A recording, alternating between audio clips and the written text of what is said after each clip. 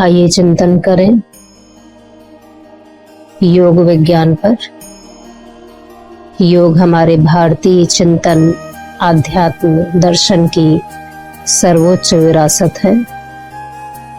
आध्यात्म की उच्चतम धारा है जिसका प्रवाह भारत से संपूर्ण विश्व में हुआ और भारत विश्व गुरु के रूप में स्थापित हुआ।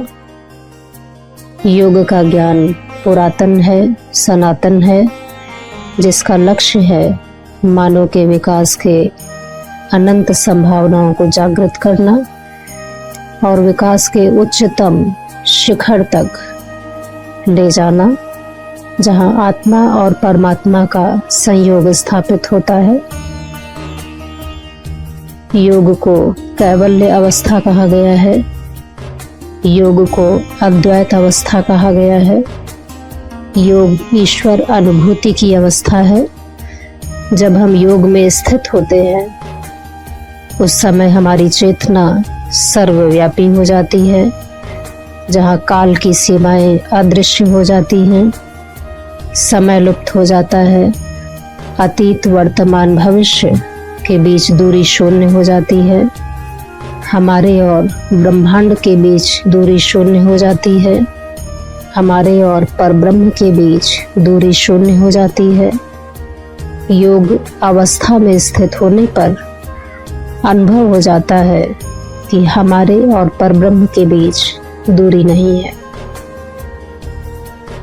योग अवस्था को प्राप्त करने के लिए जिस साधना का अभ्यास करना पड़ता है, जिस प्रविधि का अभ्यास करना पड़ता है, उसी को क्रिया योग कहा गया है।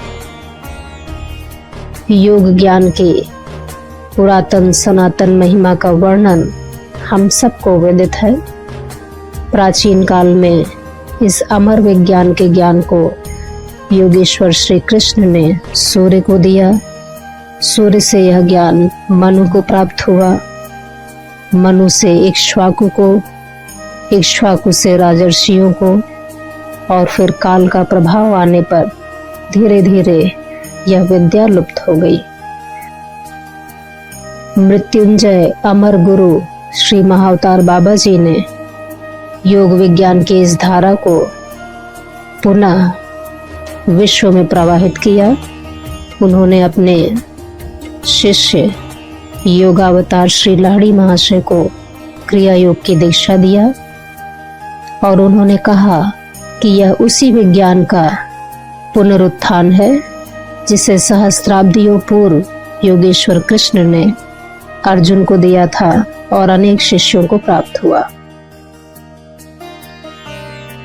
आइए योग को हम अपनी जीवन शैली बनाएं, अपने जीवन का अनिवार्य अंग बनाएं और मानव के विकास की अनंत संभावनाओं को जागृत करें।